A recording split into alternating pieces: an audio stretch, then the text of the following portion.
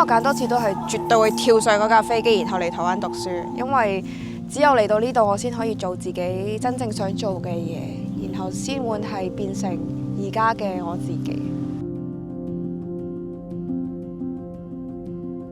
喺台灣讀大學開闊咗我視野咯，你可以去學自己感興趣嘅嘢啦，咁就唔使好似香港啲教學咁樣比較可能死板啲啊咁樣，台灣就會比較自由開放少少啦。如果我用一句説話去總括我喺台灣讀大學嘅經驗咧，就真係多姿多彩。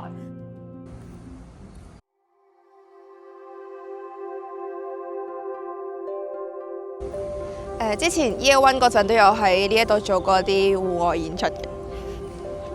嚟自香港嘅泳兒，中學開始就醉心於戲劇。佢喺香港中文大學畢業之後，決定嚟台北藝術大學讀書，追逐戲劇夢。喺中大嗰陣係讀中文系嘅，嗰4年呢就不務正業，基本上我玩劇社嘅時間係多過讀書嘅時間，咁就諗有冇機會將呢件事變成自己嘅職業。咁所以後尾就知道，原來台灣有好多大學都有戲劇系可以讀，咁所以就諗，咁報埋台灣嘅戲劇系啦咁樣。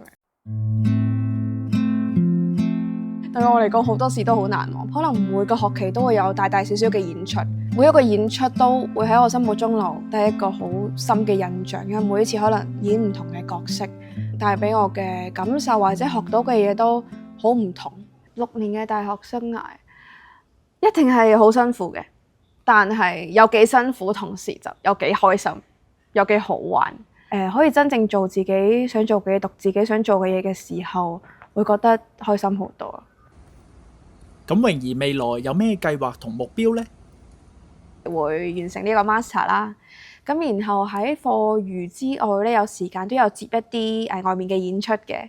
咁希望可以成為一個我自己心目中想成為嘅演員。真心話不藏心裏，攜手通過大冒險不是問題。咁而家雕嘅就係初學者會學嘅一隻立體嘅天鵝仔啦。果雕方面，我有去參加呢個韓國嘅世界比賽，獲得金牌。畢竟呢樣嘢係之前完全冇接觸過嘅。咁由零到成品出嚟，再可以去參加比賽，即係得到嗰啲評審嘅認可，咁我覺得我係好有成就感啊！為咗興趣而嚟台灣讀書嘅，仲有就讀景文科技大學餐飲管理系嘅志峰同埋佢嘅同學樂瑤。煮嘢食咧係我唯一嘅興趣啦。咁啊，香港就冇嗰啲所謂嘅餐飲大學啊，咁我就諗住嚟台灣就可以享受下大學嘅生活，又可以增進下我嘅廚藝。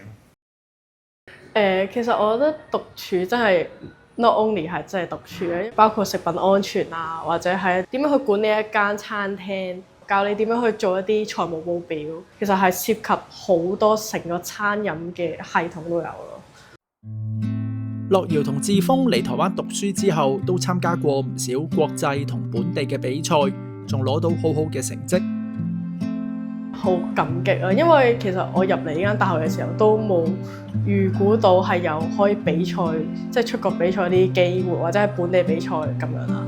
跟住同埋，其實學校都提供咗好多資源俾我哋，有好多唔同優秀嘅師傅啦，佢哋都好肯教我哋。開心喺呢度，即係唔會話好大壓力啦。跟住同埋都識到好多朋友咁樣，大學生活都好充實啦。即係大家係向住同一個目標去奮鬥咁樣。咁呢度呢，就係師大本部校園啦。我記得我第一次真係踏足呢度嘅時候，見到啲紅磚又開晒啲小夜燈，我覺得我真係冇嚟錯地方。我係林雨彤啦，咁我英文名係 Holly。我今年喺師大即係台灣師範大學入面讀緊教育心理與輔導學系，然之後雙主修國文學系。我諗心理學咧，歷年嚟都係大家非常之向往嘅一個系。比較多同學係會選擇即係喺大學期間去收集教程，然之後畢業之後咧，咁就做輔導老師。如果係讀碩班嘅話，咁就要睇下你係讀邊一組。如果係輔導，即係諮商輔導嗰邊嘅話，就係做呢個諮商心理師。國文系又或者係中文系，係我由細到大都想讀嘅系。然之後台師大即係喺台灣入面都叫做係國文系係數一數二㗎啦。咁我當然係一直以嚟都會對呢個地方好想過嚟讀下睇下。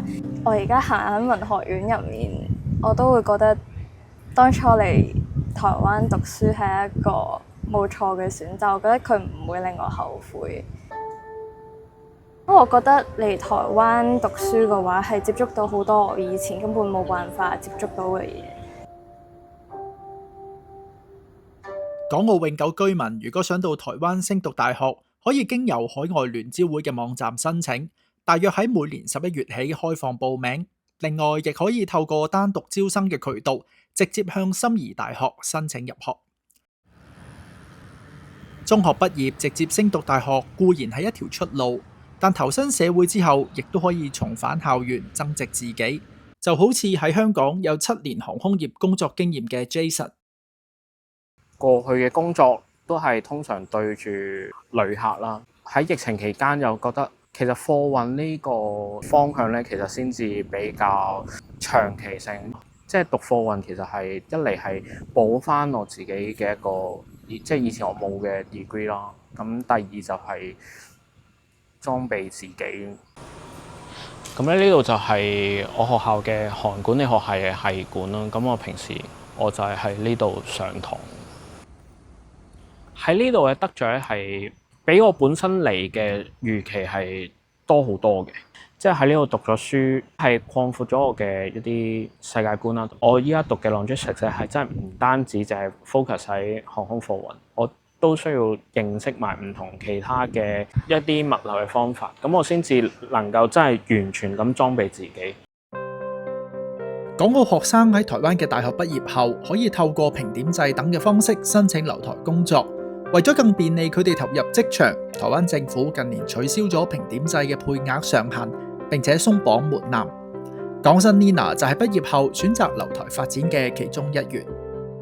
我大學畢業之後咧，就加入咗半導體產業，而家喺一個外國嘅微商設備商工作。我而家嘅工作咧係售前技術工程師，再加 account manager 啦。咁我係2014年喺香港中學畢業之後嚟台灣讀大學，嚟台灣讀嘅係清華大學嘅化學工程學系。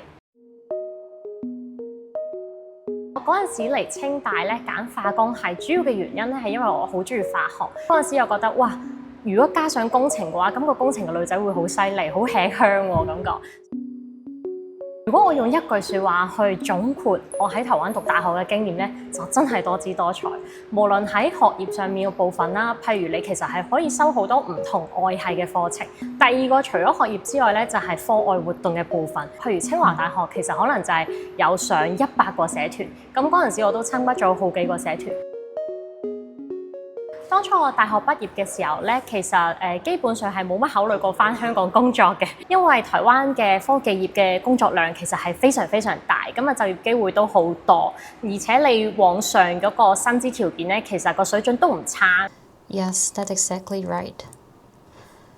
I'm not sure. I might need to. 其實我覺得香港學生喺台灣揾工咧，其實係有好大好大嘅優勢。第一個最大嘅優勢一定係我哋嘅英文咯。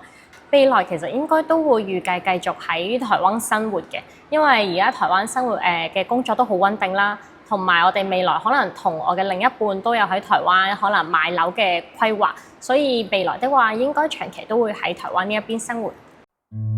對台灣升學有興趣嘅朋友，歡迎掃描畫面上嘅 QR Code，了解更多升學資訊。